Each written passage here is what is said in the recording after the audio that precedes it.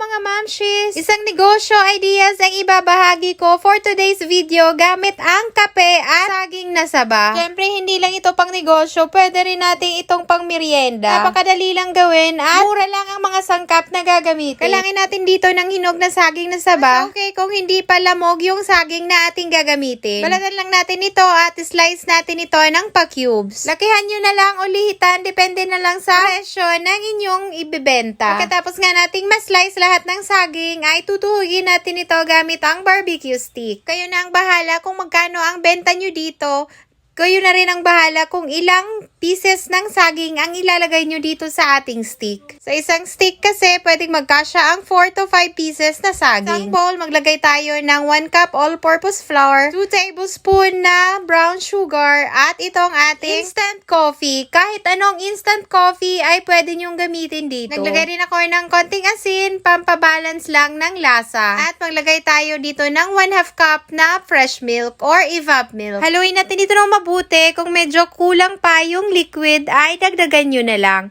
Dinagdagan ko lang ito ng 1/4 cup na fresh milk. Kailangan kasi ganito ang kanyang consistency. Kapag ganyan na, kunin natin ang saging at i-coat natin dito sa ating butter.